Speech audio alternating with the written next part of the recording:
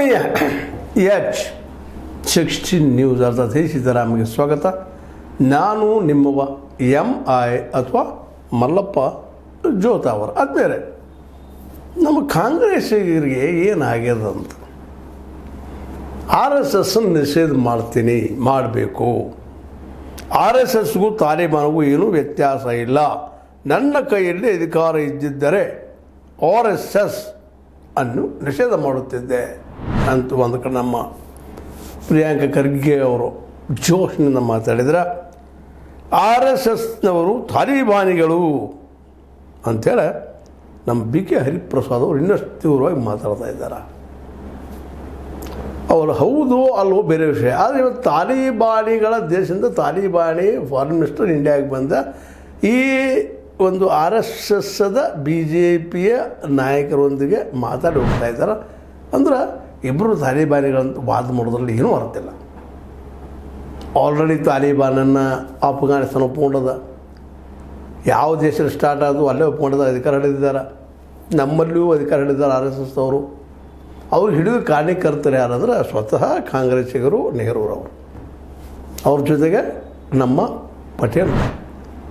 ಇದನ್ನ ಯಾಕೆ ಅಂತ ಇದ್ದೀನಿ ಅಂತಂದ್ರೆ ನಿಷೇಧ ಹೇಳಬೇಕಂತ ಹೇಳಿದ್ರಿ. ಅದಕ್ಕೆ ಏನಾಯ್ತು ಈಗ ಅಶೋಕ್ ಅವ್ರು ಹೇಳ್ತಾ ಇದ್ದಾರೆ, ನಿಮಗೆ ತಾಕತ್ತಿದ್ದರೆ RSS ಮತ್ತು ಸಂಘದ ಚಳವಳಿಗೆ ನಿಷೇಧ ಮಾಡಿ ತೋರಿಸಿ. ಏನು ಇದು ಇಷ್ಟು ಬಿರ್ಸಾಗಿ ಮಾತಾಡ್ತಾರ? ತಾಕತ್ತಿದ್ರೆ ಅಂತ ಹೇಳ್ತಾ ಇದ್ದಾರೆ. ಸಂಘ ಮತ್ತು ಸಂಘದ ಚಟುವಟಿಕೆಗಳನ್ನು ನಿಷೇಧ ಮಾಡುವುದು ಅಸಾಧ್ಯ. ನೀವು ನಂಬಿರುವ ಸಿದ್ಧಾಂತದ ಬಗ್ಗೆ ನಿಜಕ್ಕೂ ಬದ್ಧತೆ ಇದ್ದರೆ ನಿಷೇಧ ಮಾಡಿ. ಇಷ್ಟು ಕಠೋರವಾಗಿ ಹೇಳ್ತಾರೆ. ಮಾಡ್ರಪ್ಪ.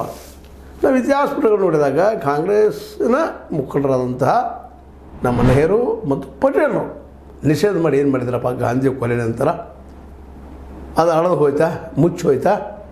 ಇದನ್ನೆಲ್ಲರೂ ವಿಚಾರ ಮಾಡಬೇಕಾಗಿದೆ. ಇವತ್ತು ಬಲಿಷ್ಠ ರಿಜಿಸ್ಟ್ರೇಷನು ಇಲ್ಲದ್ರದ್ದು ಎಲ್ಲರಿಗೂ ಗೊತ್ತಿದ್ದ ವಿಷಯ ಇದು. ಭಗವಾ ಝಂಡ ನಮ್ದಪ್ಪ ಅಂತ ಹೇಳ್ತಾ ಇದ್ರು. ಅವ್ರು ನಾಗ್ಪುರದ ಮೇಲೆ ಭಗವಾ ಜನ ಹಾರಿಸಿದ್ರು. ಇತ್ತೀಚೆಗೆ ತ್ರಿವರ್ಣ ಧ್ವಜ, ಭಗವಾ ಧ್ವಜ ದೌಡ್ ಅಂತ ಹೇಳ್ತಾ ಇವತ್ತು ಇದ್ದಾರೆ ಅವರು. ಅದು ಎರಡು ಮಾತೇ ಇಲ್ಲ. ಆದರೂ ಹೊಳ್ಳಿ ಹೇಳಿದ್ರೆ ಏನರ್ಥ? ಅದು ಹೇಳಿದರೆ ಇವು ಜನ ಕೆಲವು ಸ್ಥಿತಿಗಳಿಗೂ ಇಲ್ಲ. ಯಾಕೆ? ಇಲ್ಲಿ ಉತ್ತರದ ಇದು ಹುಡುಕ್ಬೇಕಾಯ್ತು ನಮ್ಮ ಕಾಂಗ್ರೆಸ್ಸಿಗರು. ಸುಮ್ಮನೆ ಏನೇನೋ ಎಲ್ಲೋ ಸುತ್ತಾಗೋದಲ್ಲ. ನೆಹರು ತಪ್ಪು ಮಾಡಿದ್ದು ಇದನ್ನು, ಪಟೇಲರು ತಪ್ಪು ಮಾಡಿದ್ದು ಇದನ್ನು. ಇವತ್ತು ಪಟೇಲನ ಸಹಿತ ಹೈಜಾಕ್ ಮಾಡ್ಕೊಂಡ್ಬಿಟ್ಟಿದ್ದಾರೆ ಅವರು. ಯಾಕೆಂತಂದ್ರೆ ಅವ್ರಿಗೆ ಲೀಡರ್ಗಳು ರಾಜಕೀಯವಾಗಿ ಇಲ್ಲೇ ಇಲ್ಲ ಇತಿಹಾಸದಲ್ಲೇ ಅನ್ನೋ ಸತ್ಯ ಐತ್ರಿ. ಅದು ಹೇಳಿದ್ರೆ ಏನು ಒಳ್ಳೆ, ಅದನ್ನ ಅನ್ನೋದ್ರಾಗ ಏನು ಅರ್ತಿಲ್ಲ. ಹೌದಿಲ್ಲ? ಏನು ಅನಿಸ್ತದೆ ನಿಮಗೆ? ಇದಕ್ಕೆ ಉತ್ತರವನ್ನು ನಮ್ಮ ಗಾಂಧಿಯವರು ಹುಡುಕಿದ್ರು. ಏನದು? ಹಿಂದುತ್ವ. ಆದರೆ ಅವರು ಹಿಂದೂ ಅಂದರೆ ಏನು ಅನ್ನೋದನ್ನು ಪ್ರಬಲವಾಗಿ ವಾದ ಮಾಡ್ತಾ ನಮ್ಮಲ್ಲಿ ಎಲ್ಲರನ್ನೂ ಒಳಗೊಳ್ಳುವಂಥದ್ದು ಅಂತ ಹೇಳ್ತಾಯಿದ್ರು. ವಿಶಾಲ ಅರ್ಥದಲ್ಲಿ ಹೇಳಿದರು. ಹಿಂದೂ ನಾನು ಅಂತ ಹೇಳಿದರು. ಕಾರಣ ಇಷ್ಟ ಅವ್ರಿಗೆ ಅಷ್ಟು ಭಾಳಷ್ಟು ಇವರಷ್ಟು ಇದಲ್ಲ. ಇದು ಬೆಳೀತಾ ಇತ್ತು. ಅವತ್ತು ಹೆಡಗೇವಾರ ಅವರಾಗಿರ್ಬೋದು, ನಂತರ ಬಂತ ನಮ್ಮ ಗುರೂಜಿ ಆಗಿರ್ಬೋದು, ಬೆಳೆಸ್ತಾ ಇದ್ದರು. ಜನ ನಿಧಾನಕ್ಕೆ ಅವ್ರು ನಂಬ್ತಾ ನಡೆದಿತ್ತು ಜನ. ಅದರಲ್ಲೂ ಇಲ್ಲಿಯ ಮಧ್ಯಮ ವರ್ಗ ಮತ್ತು ವ್ಯಾಪಾರಿ ವರ್ಗವನ್ನು ಹಿಡ್ಕೊಂಡು ಅವರಲ್ಲೇ ಧರ್ಮದ ಒಂದು ಅರ್ಧ ನಂಬಿಕೆಗಳೇನಿದ್ದು, ಧರ್ಮ ಅಂದ್ರೆ ಸಂಪ್ರದಾಯ ಧರ್ಮ ಎಲ್ಲ ಮಿಕ್ಸ್ ಮಾಡಿ, ಜಾತಿ ಧರ್ಮ ಎಲ್ಲ ಮಿಕ್ಸ್ ಮಾಡಿ ಎಲ್ಲ ಅವಳು ಚೋಳ ಮಾಡಿ ಅವ್ರ ತಲೆಯಲ್ಲಿ ಹಾಕಿ ಮಧ್ಯಮ ವರ್ಗದ ಅದರ ವ್ಯಾಪಾರಿ ವರ್ಗದಿಂದ ಸಹಾಯ ಪಡ್ಕೊಂಡು ಅದು ಚಿಗಿತಾ ಇತ್ತು, ಬೆಳೀತಾ ಇತ್ತು. ನಿಷೇಧ ಏನಾಗಲಿಲ್ಲ. ಕೊನೆಗೆ ನಿಷೇಧ ತೆಗಿಬೇಕಾಗ್ತದೆ. ಈಗ ಮತ್ತೆ ನಿಷೇಧ ಹಾಕ್ತದೆ ಅಂತ ಹೇಳ್ತಾರೆ. ಇದು ಅಷ್ಟಾಗೋದು. ಇವತ್ತು ಕಾರ್ಪೊರೇಟ್ ಇರ್ತಾರೆ ಅವ್ರ ಜೊತೆಗೆ. ಈ ದೇಶದ ಮ್ಯಾಕ್ಸಿಮಮ್ ಸಂಪತ್ತು ಅವ್ರ ಕಡೆ ಅದ. ಯಾರ ಕಡೆ ಹಣ ಅದ ಅವ್ರು ಆಡಳಿತ ಮಾಡ್ತಾರೆ. ಈಗ ನಡೆದದು ನಮ್ಮಲ್ಲೇ 543 MPಗಳಲ್ಲಿ ಯಾರಾದರೂ ಒಬ್ಬನಾದರೂ ಲಕ್ಷಾಧೀಶ ಅಂತಾನೆ ನಮಗೆ. 224 MLAಗಳಿದ್ದಾರೆ ನಮ್ಮಲ್ಲಿ. ಅವರಲ್ಲಿ ಯಾರಾದರೂ 1000 ಲಕ್ಷಾಧೀಶರಿದ್ದಾರೆ. ಎಲ್ಲರೂ ಕೋಟ್ಯಾಧೀಶರು. ಇದಕ್ಕೆ ಕಾರಣ ಏನು? ಸ್ವತಂತ್ರವಾದ ಮೀಡಿಯಾಗೆ ಬೇಕಾಗಿರುವುದು ಸ್ವತಂತ್ರ ಧ್ವನಿ. ಆ ಸ್ವತಂತ್ರ ಧ್ವನಿ ಉಳಿಸಲು ನೀವು ಮಾಡಬೇಕಾದದ್ದು ಇಷ್ಟೇ. ಅದೇನಪ್ಪಾ ಅಂತಂತಂದ್ರೆ ನಿಮ್ಮ ಕೈಲಾದಷ್ಟು ಸಹಾಯ ಈ ಚಾನಲ್ಗೆ ಮಾಡಿ ಹಾಗೂ ನಿಮ್ಮ ಧ್ವನಿಯನ್ನು ಕಾಪಾಡಿಕೊಳ್ಳಿ. ಕಾರಣ ಇಷ್ಟ. ಇವತ್ತು ಅದಕ್ಕೆ ಅಂಬೇಡ್ಕರ್ ಅವರು ಹೇಳಿದರು ಆರ್ಥಿಕ ಸಮಾನತೆ ಬರಬೇಕು ಅಂತೇಳಿ.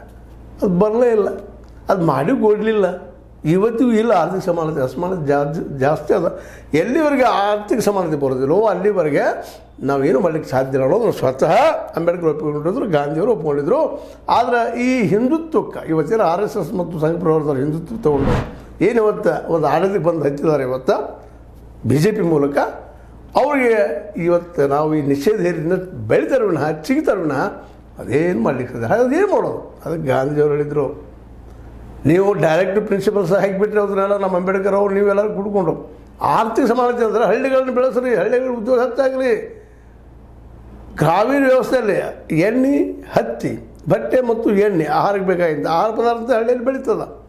ಇವೆರಡು ಡಿಸೆಂಟ್ರಲೈಸ್ ಮಾಡಿರಿ, ಕೃಷಿ ಆಧಾರಿತ ಉದ್ಯೋಗಗಳಿಗೆ ಆದ್ಯತೆ ಕೊಡ್ರಿ, ಎಲ್ಲರ ಕೈಗೆ ಉದ್ಯೋಗ ಕೊಡ್ರಿ. ಇದನ್ನು ನಮ್ಮ ನೆಹರು ಅವ್ರು ಮಾಡಿದ್ರಪ್ಪ ಅಂದ್ರೆ ಇವತ್ತು RSS ಈ ರೀತಿ ಬೆಳಿತಾನೆ ಇರಲಿಲ್ಲ. ಸುಮ್ಮನೆ ಇವತ್ತೆಲ್ಲ ಮಾತಾಡ್ತಾ ಇದ್ರಿ ಸಿದ್ದರಾಮಯ್ಯನವರತ್ತು ಮತ್ತೇನತ್ತು ಅವ್ರು ಅಂದರು ಕಥೆ ಹೇಳಿದ್ರು ಒಳ್ಳೆ ನೀವು ಹಂಗಿದ್ರಿ, ನೀವು ಭಗವಾಯ ಹಾಕ್ಕೊಂಡಿದ್ರಿ ಮತ್ತೇನೋ ಮಾತಾಡಿದ್ರು. ಅದ್ರ ಮತ್ತೆ ಸಿಗ್ತಾರೆ ಅವರು, ಏನು ಮಾಡೋಕ್ಕೆ ಸಾಧ್ಯ ಇಲ್ಲ. ಇವತ್ತಿದ್ದು ಸಾಧ್ಯನೇ ಇಲ್ಲ. ಆ ಪರಿಸ್ಥಿತಿ ಸತ್ಯನದ. ನಿಷೇಧ ಹಾಕಿದ್ರಿಂದ ತೆಗಿತಾರೆ. ಸೆಂಟ್ರಲ್ದವ್ರು ಗೌರ್ಮೆಂಟ್ ಅದ, ಗೊತ್ತದ, ನಿಮಗೆ ಗೊತ್ತಿರಲಿಲ್ಲ, ಸಂವಿಧಾನ ವಿರೋಧಿ ಅಂತೇಳಿ ಕೊನೆಗೆ ನಿಮ್ಮ ಸರ್ಕಾರನ ಉಳಿಸ್ಬೋದೇನೋ ಅಷ್ಟರ ಮಟ್ಟಿಗೆ ಅವ್ರು ಸ್ಟ್ರಾಂಗ್ ಆಗ್ಯಾರ. ಅದಕ್ಕೆ ಇವತ್ತು ಅಷ್ಟೋ ಗೊತ್ತಾರೆ ಅವರು, ನಿಮಗೆ ತಾಕತ್ತಿದ್ದಾರೆ ನಿಷೇಧ ಹೇರ್ರಿ ಅಂತೇಳಿ ಬೆಳಿತಾರೆ ಅವರು. ಗೊತ್ತದ ಅದರ ಶಕ್ತಿ ಎಷ್ಟದಂತ ನಿಷೇಧದಲ್ಲ. ಅದಕ್ಕೆ ಇವತ್ತು ಸಿದ್ದರಾಮಯ್ಯನಂಥವರು ನಾಯಕರು, ಖರ್ಗೆ ಅಂತ ನಾಯಕರು ಚೆನ್ನಾಗಿ ಓದಬೇಕು. ಇವರೆಲ್ಲ ಇತಿಹಾಸ ಬಗ್ಗೆ ಸರಿಯಾಗಿ ಲಕ್ಷ ನೋಡ್ಬೇಕು, ಹೆಂಗೆ ಬೆಳೆದು ನಿಷೇಧದಿಂದ ಬೆಳೆದಾರೆ ಅವರು. ಇಲ್ಲಾಂದ್ರೆ ಅಂತ ಅಳದು ಹೋಗಿಬಿಡ್ತಿದ್ರೇನೋ. ಗಾಂಧೀಜಿಯ ಆರ್ಥಿಕ ಸಿದ್ಧಾಂತವನ್ನು ಅಳವಡಿಸಿಕೊಂಡ ಪ್ರತಿ ಹಳ್ಳಿನೂ ಇವತ್ತು ಸ್ವಾವಲಂಬಿ ಆಗಿತ್ತಂದ್ರೆ ಅಲ್ಲಿ ಎಣ್ಣೆ, ಅಲ್ಲಿ ಬಟ್ಟೆ, ಅಲ್ಲಿ ಎಲ್ಲ ವ್ಯವಹಾರಗಳು ಅಲ್ಲೇ ಆಗಿದ್ರೆ ಇವತ್ತು ನಮ್ಮಲ್ಲಿ ಟಾಟಾ, ಬಿರ್ಲಾ, ಓಟಾ ಇವ್ರು ಬೆಳೀತಾ ಇರಲಿಲ್ಲ. ನೆಹರು ಇಂಥವ್ರು ಬೆನ್ನು ಹತ್ತಿದ್ರು. ಟಾಟಾ, ಬಿರ್ಲಾ ಅವರು ಇವರೆಲ್ಲ ಬೆನ್ನು ಹತ್ತೆ ಬಜಾಜ್ ಅವಂಥವ್ರು ಬೆಳೆಸ ಅವ್ರಿಗೆ ಅನುಕೂಲ ಆಗುವಂಥ ವ್ಯವಹಾರಗಳನ್ನು ಮಾಡಿದರು. ಎರಡಿಟ್ಟರು ಅವರು ಮಾರ್ಕೆಟದಲ್ಲಿ. ಒಂದು ಮಿಕ್ಸ್ ಎಕಾನಮಿ ಮಾಡಿ ಒಂದು ಕಡೆ ಪಬ್ಲಿಕ್ ಇಟ್ಟು, ಇನ್ನೊಂದು ಕಡೆ ಇರ್ಬಿಟ್ಟು ಖಾಸಗಿಯವ್ರನ್ನ ಬೆಳೆಸೋಕೆ ನೋಡಿದರು. ಅತ್ಯಂತ ದರಿದ್ರ ಎಕನಾಮಿಕ್ ಸಿಸ್ಟಮ್ ಅದು. ಗಾಂಧಿ ಹೇಳಿದಂಥ ಈ ಒಂದೇನು ಡೈರೆಕ್ಟ್ ಪ್ರಿನ್ಸಿಪಲ್ಸ್ ಇರೋದಲ್ಲ ಅದನ್ನು ಮಾಡಬೇಕಾಗಿತ್ತು. ಪ್ರತಿ ಹಳ್ಳಿನೂ ಒಂದು ಕಾರ್ಖಾನೆಪ್ಪ, ಪ್ರತಿ ಹಳ್ಳಿನೂ ಅಗ್ರಿಕಲ್ಚರ್ ಆಧಾರಿತ ಉದ್ಯೋಗ ಆಗಬೇಕಾಗಿತ್ತು. ಇದು ನಿಮಗೆ ಏನು ಹಿಂಗಂದ ತಕ್ಷಣ ಬರ್ರಿ ಆದರ್ಶ ಮಾತು ಮಾತಾಡ್ತಾರೆ ಮನುಷ್ಯ ಅಂತ ನಮಗೆ ಹೇಳ್ಬೋದು, ನನಗೆ ಅನ್ಬೋದು ಇಲ್ಲ ಅಂತಲ್ಲ. ಏನನ್ರಿ ಟಿಕ್ಗಳರು ಬರ್ತಾವೆ ಇಲ್ಲಂತಲ್ಲ, ನನಗೆ 420 ಅಂತೂ ಕರಿತಾ ಇರ್ತಾರೆ ನಮ್ಮ ಪ್ರಿಯ ವ್ಯಕ್ತಿಗಳು, ಕರೀರಿ. ಆದರೆ ಇಲ್ಲಿ ನೀವು ತಿಳ್ಕೊಬೇಕಾಗಿದ್ದು ಏನಪ್ಪ ಅಂತಂದರೆ ಸ್ಪಷ್ಟವಾಗಿ ಹೇಳುವಂಥದ್ದು, ಗಾಂಧಿ ಮತ್ತು ಅಂಬೇಡ್ಕರ್ ಸರಿಯಾಗಿ ಈ ಒಂದು ಕಾಂಗ್ರೆಸ್ಗೂ ಅಳವಡಿಸ್ಕೊಳ್ಬೇಕು. ಸುಳ್ಳ ಗ್ಯಾರಂಟಿ ಕೊಟ್ಟು ಮತ್ತು ಏನೂ ಆಗೋದಿಲ್ಲ ಗ್ಯಾರಂಟಿಯಿಂದಾಗಲಿ ಅಥವಾ ರಿಸರ್ವೇಷನ್ನಿಂದ ಏನೇನು ಈ ಈಕ್ವಾಲಿಟಿ ಬರೋಕ್ಕೆ ಸಾಧ್ಯವೇ ಇಲ್ಲ. ಈಗ ನಾವು ಅನುಭವಿಸಿವಿ 75 ವರ್ಷ ಎಷ್ಟೈತಪ್ಪ SC/ST ಕೊಟ್ಟು ನಾವು ರಿಸರ್ವೇಷನ್. ಪಾಪ ಅವರು ನಮ್ಮ ಲೆವೆಲ್ಗೆ ಬಂದಿರ್ತಾರೆ, ಅವ್ರ ಆರ್ಥಿಕ ಪರಿಸ್ಥಿತಿ ಎತ್ತರಗೈತೆ, ಎಲ್ಲೋ ಸ್ವಲ್ಪ ಆಗಿದ್ದಾರೆ. ಸರ್ಕಾರಿ ನೌಕರಿ ಹಿಡ್ಕೊಳ್ಳಲ್ಲೇ ಮಾಡುವಲ್ಲೇ ಒಂದು ಗಳಿಸಲ್ಲ ಅನುಕೂಲ ಆಗ್ಯೋದಿಲ್ಲ ಅಂತಲ್ಲ. ಅದು ಯಾವ ಪ್ರಮಾಣದಲ್ಲಿ ಒಂದು ಸಮಾನತೆ ಬರಬೇಕು ಅದು ಬಂದಿಲ್ಲ. ಈ ದೇಶದ ಒಟ್ಟು ವ್ಯವಸ್ಥೆಯಲ್ಲೇ ಕೇವಲ 10% ಜನರಲ್ಲಿ ಇಡೀ ದೇಶ ಸಂಪತ್ತು ಐತಿ. ಇದು 90% ಜನಗಳಿಗೆ ಏನೂ ಇಲ್ಲ. ಹೊಟ್ಟೆಗೆ ಬಟ್ಟೆಗೆ ಮಟ್ಟಿಗೆ ಸಾಲ ಮಾಡ್ಕೊಳ್ಳೋದು, ಸಾಲ ಹರ್ಕೊಳ್ಳೋದು, ಜೀವನ ಕಳೆದು. ಇದಕ್ಕೆ ಕಾರಣ ಅಂದರೆ ನಾವು ಗಾಂಧೀಜಿಯವ್ರನ್ನ ಮತ್ತು ಅಂಬೇಡ್ಕರ್ ಅವ್ರನ್ನ ಸರಿಯಾಗಿ ತಿಳ್ಕೊಳ್ಳಾರ್ದ ಈ ಸಿಸ್ಟಮ್ ಮಾಡ್ಕೊಂಡಿದ್ದು, ಅಗ್ರಿಕಲ್ಚರ್ಗೆ ಆದ್ಯತೆ ಕೊಡೋದು ಹೋದಿದ್ದು. ಇವತ್ತು RSS ಬೆಳೆದಂಥದ್ದು ಪಾಪ ತಪ್ಪಲ್ಲ ಅದ್ರದ್ದು. ಯಾಕಂದರೆ ಇಲ್ಲಿ ವ್ಯಾಪಾರ ಹಿಡ್ಕೊಂಡ್ರು, ತಮ್ಮ ಫಂಡ್ ಮಾಡಿಕೊಂಡ್ರು, ಬೆಳೀತಾ ಬಂದರು. ಈ ಕಾರ್ಪೊರೇಟ್ಗಳನ್ನ ಹಿಡ್ಕೊಂಡ್ಬಿಟ್ಟಿದ್ದಾರೆ. ಒಂದು 100-200 ಮಂದಿ ಕಾರ್ಪೊರೇಟ್ಗಳಿದ್ದಾರೆ. ಇವತ್ತು ಅವ್ರು 40 ಪಾಯಿಂಟ್ ಇವತ್ತು ಇಡೀ ಇಂಡಿಯಾದ ಅತಿ ಹೆಚ್ಚದ ಅವ್ರಿಗೆ ಎಲ್ಲಾದರೂ ಗೆದ್ದು ಬರ್ತಿದ್ದು ಹೇಳ್ತಾರೆ ಅವರು. ಮತ್ತು ದುಡ್ಡು ಹಂಚಿದಾಗ ನಮ್ಮ ಮತದಾರರಲ್ಲಿ ತಿಳುವಳಿಕೆ ಇಲ್ಲ, ಎಜುಕೇಷನ್ ಇಲ್ಲ. ದುಡ್ಡು ಓಟ್ ಹಾಕಬಾರ್ದು ಅಂತೇಳಿ ಶಾಲೆಗೆ ದುಡ್ಡಿಗೆ ಓಟ್ ಹಾಕಬಾರ್ದು, ಅವ್ರಿಗೆ ತಿಳುವಳಿಕೆ ಇಲ್ಲ. ಪಾಪ ಕೊಟ್ಗಳು ಹಾಕಿಬಿಡ್ತಾರೆ. ಆ ಜ್ಞಾನವೂ ಇಲ್ಲ, ಮತ ಅಂದ್ರೆ ಏನು ಗೊತ್ತಿಲ್ಲ. ಭಾಳ ಜನ ಇದ್ದಾರೆ ಅಂತವ್ರು, ಯಾಕಂದರೆ ಶಿಕ್ಷಣ ಇಲ್ಲ. ಅದಕ್ಕೆ ನಾವು ಮೇಲೆ ಹೇಳುವಂಥದ್ದು ಹೈಯರ್ ಎಜುಕೇಷನ್ ಪರ್ಫೆಕ್ಟಾಗಿ ಮಾಡಿದ್ರೆ ಪ್ರತಿ ಮಗುವಿಗೂ ಆ ದಿಶೆಯಲ್ಲಿ ಮಾಡಿಕೊಂಡ್ರೆ ಸಿದ್ದರಾಮಯ್ಯನವರು ಒಂದು 15-20% ಯಾಕೆ ಇಡಬಾರ್ದು ಶಿಕ್ಷಣಕ್ಕೆ? ಎಲ್ಲ ಮಕ್ಕಳಿಗೆ ಯಾಕೆ ಕೊಡೋದು? ಇವು ಪ್ರೈವೇಟ್ದಾಗ ಎಷ್ಟೇ ಶಾಲೆರ್ ಹಾಕ್ಯಾರ, ಸರ್ಕಾರದಲ್ಲಿ ಶಾಲೆರ್ ಹಾಕ್ತಾರೆ. ಅಲ್ಲಿ ಮಾಸ್ತರ್ ಪೇಮೆಂಟ್ ಕೊಡೋಕೆ ಒಲ್ಲೆಂತೀರಿ, ತೊಗೊಳ್ಳಿಕ್ಕೆ ಒಲ್ಲೆಂತೀರಿ. 70,000 ಪೋಸ್ಟ್ ಖಾಲಿ ಇದಾವೆ. ಇನ್ನು ಮಧ್ಯದ ಶಿಕ್ಷಣ ಕಡಿಮೆ ಮಾಡ್ತಾಯಿದ್ರಿ. ಒಕ್ಕತನಕ್ಕೆ ಮಾರ್ಕೆಟ್ ಕೊಡ್ತಾ ಇಲ್ಲ. ರೈತ ಮಾರ್ಕೆಟ್ ಕೊಟ್ರೆ ರೈತ ಬೆಳೆದ ಬೆಲೆ ಬರ್ತಂದ್ರೆ ಅವನೇ ಆಗಿ ತಾನು ದುಡ್ಡು ತಾನು ತೆಗಿರುತ್ತೆ. ನಿಮ್ಮ ರಿಸರ್ವೇಷನ್ ಕೇಳೋದಿಲ್ಲ ಅವರು. ತಾವು ಶಾಲೆ ತಾವು ನಡೆಸ್ತಾರೆ, ತಂದೆಲ್ಲ ಮಾಡ್ತಾರೆ. ಪಾಪ ಕೈಯಾಗಿ ದುಡ್ಡೇ ಇಲ್ಲ ಅವಕ್ಕೆ. 4 ಒಳ್ಳೆ ಹೇಳ್ತಾ ಇರ್ತೀನಿ ನಿಮ್ಗೆ, 4,000 ರೂಪಾಯಿ ಖರ್ಚು ಮಾಡ್ತಾವೆ ಟ್ರೈನಿಗೆ ಒಬ್ಬ ರೈತ. ಹೊಳೆ ದುಡ್ತಾನೆ 2,500-3,000, ಅದು ಚಪ್ಪಲ್ ಹರ್ಕೊಂಡ. ಇದು ಭಾಳಷ್ಟು ಹೇಳ್ತಾ ಇದ್ದೀನಿ. ಯಾರು ಅದು ಲಕ್ಷ್ಯ ಇಲ್ಲ, ನಮ್ಮ ರೈತರಿಗೂ ಅದಿಲ್ಲ. ಮತ್ತು ನಮ್ಮ ಈ ಶುಗರ್ ಫ್ಯಾಕ್ಟ್ರಿ ಲಾಬಿಗಳಿಗಾಗಿರ್ಬೋದು, ವ್ಯಾಪಾರಸ್ಥರಾಗಿರ್ಬೋದು, ಅವ್ರಿಗೆ ಯಾವುದು ಅದರಿಂದ ಲಾಭ ಮಾಡ್ಕೊತಿರ್ತಾರೆ. ಅವ್ರು ಯಾಕೆ ಅದನ್ನ ಹೇಳಕ್ಕೆ ಹೋಗ್ತಾರೆ? ಎಲ್ಲ ನೆಲೆಯಲ್ಲಿ ನಿಷೇಧ ಹೇರೋದ್ರೆ ಏನು ಫಾಯ್ದಾ ಇಲ್ಲ. ಸುಮ್ಮನೆ ನಮ್ಮ ಹರಿಪ್ರಸಾದ್ ಆಯಿತು, ಪ್ರಿಯಾಂಕಾ ಆಯಿತು, ಅಥವಾ ನಮ್ಮ ಸಿದ್ದರಾಮಯ್ಯನ ಆಯಿತು, ಅವ್ರು ನಿಷೇಧ ಹೇರೋದು ಮತ್ತೇನೋ ಮಾಡೋದು ಸರ್ಕಾರಿ ಏರಿಯಾದಲ್ಲಿ ಅದು ಮಾಡಬೇಡ್ರಿ ಇದನ್ನು ಮಾಡಬೇಡ್ರಿ ನಿಷೇಧ ಕೊಟ್ಟರೆ ಇನ್ನಷ್ಟು ಹೆಸರು ಕೆಡಿಸೋದ್ರಿ ವಿನಃ ಮತ್ತೇನು ಆಗ್ಲಿಕ್ಕೆ ಸಾಧ್ಯ ಇಲ್ಲ. 2028ರಲ್ಲೇ ನಿಮ್ಮನ್ನು ಗದ್ದಿಗಿಂತ ಓಡಿಸೋದು ಗ್ಯಾರಂಟಿ ನಾವು. ಇದನ್ನು ಮತ್ತೆ ತಿಳ್ಕೊಂಡು ಮೊದಲು ಆಗಬೇಕಾಗಿತ್ತು ಗಾಂಧಿ ನೆಲಗಟ್ಟೆಯಲ್ಲಿ ಅರ್ಥವ್ಯವಸ್ಥೆ ಅಥವಾ ಸಿಸ್ಟಮನ್ನು ತೊಗೊಂಡು ಬರ್ರಿ ಅಂದಾಗ ಮಾತ್ರ ಏನಾದರೂ ಉತ್ತರ ಆಯಿತು. ಅದು ಬಿಟ್ಟು ಏನೇನು ನಿಷೇಧ ಹೇಳ್ತೀನಿ. ಪಾಪ ಪಟೇಲ್ ಅದನ್ನು ತಪ್ಪು ಮಾಡಿದರು. ಅದಕ್ಕೆ ಪಟೇಲ್ ಕೈಯಲ್ಲಿ ಅಧಿಕಾರ ಕೊಡಬಾರ್ದು ಗಾಂಧೀಜಿಯವರು ನೆಹರುಗೆ ಕೊಟ್ಟರು ಬುದ್ಧಿವಂತ ಅಂತೇಳಿ. ನೆಹರು ಮಹತ್ವಾಕಾಂಕ್ಷಿ ಆದರು, ಸ್ವಾರ್ಥಿ ಆದರು. ಅದನ್ನು ಮಿಕ್ಸ್ಡ್ ಎಕಾನಮಿ ಅಂತ ನಮ್ಮನ್ನ ಮಿಕ್ಸ್ ಮಾಡಿ ಹೋಗ್ಬಿಟ್ಟು ಮಿಕ್ಸ್ ಮಾಡಿ.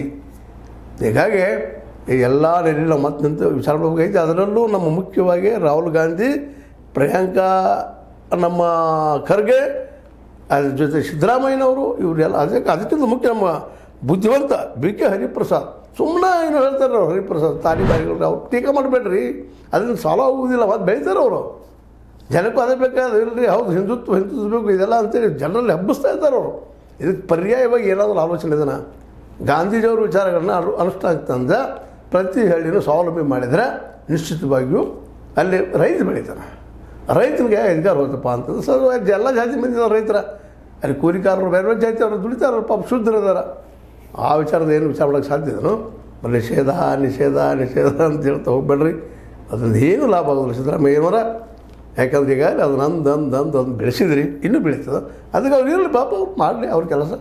ನೀವು ಮಾಡಬೇಕಾಗಿದ್ದು ಇಷ್ಟ, ಗಾಂಧೀಜಿಯವರ ಹಿಂದುತ್ವ ಬೇಕು ನಮಗೆ. ಯಾಕೆಂದ್ರೆ ಅದು ತೊಗೊಂಡು ಹೋಗ್ತಾರೆ ದರ್ಬಾಡ್ಕೊಂಡು ಅವರು. ಇನ್ನು ಎರಡನೇ ದಿನ ಬೇಕಾಗಿದೆ ಅವರು decentralise of the economy and politics ಎಲ್ಲರೂ ಹಂಚಬೇಕಪ್ಪ ಪರ್ಫೆಕ್ಟಾಗಿ ಅಧಿಕಾರವನ್ನು ಜೊತೆಗೆ ಅರ್ಥ ಹೆಂಗಿರ್ತವರು ಎಲ್ಲರೂ ಉದ್ಯೋಗ ಸೃಷ್ಟಿ ಮಾಡಬೇಕು. ಅದೆಲ್ಲೈತಿ ಅಗ್ರಿಕಲ್ಚರ್ ಅದರ ಒಕ್ಕಲ್ತನ ಆದರೆ ಉದ್ಯೋಗಗಳಲ್ಲಿ ಉದ್ಯಮಿಗಳಲ್ಲಿ. ಈಗ ಅದ್ರ ಅರ್ಥ ಆಗ್ತದ್ರೆ ಈ ಸುಳ್ಳು ಎಂಟು ಮಂದಿ ಮಗನಸತಿ ಸುಳ್ಳಿದ್ರೆ ಸುಳ್ಳು ಅಲ್ರಿ, ಸರಿ ಸರಿ ತಪ್ಪಲ್ರಿ ಏನ್ರಪ್ಪ ಈಗ ಚರ್ಚೆ ಮಾಡಿ ಅಂತ ಹೇಳ್ತಾ ಇದು ನಿಮ್ಗೆ ಲೈಕ್ ಆಗಿರ್ಬೋದು. ಲೈಕ್ ಮಾಡಿ ಶೇರ್ ಮಾಡಿ, ಕಮೆಂಟ್ ಮಾಡಿ, ಜೊತೆಗೆ ಸಬ್ಸ್ಕ್ರೈಬ್ ಮಾಡಿ. 16 ನ್ಯೂಸ್ ಅರ್ಥ ಸಿದ್ದರಾಮಯ್ಯದು ಸತ್ಯದ ಕೈಗಳಲ್ಲಿ ವಂದನೆಗಳು.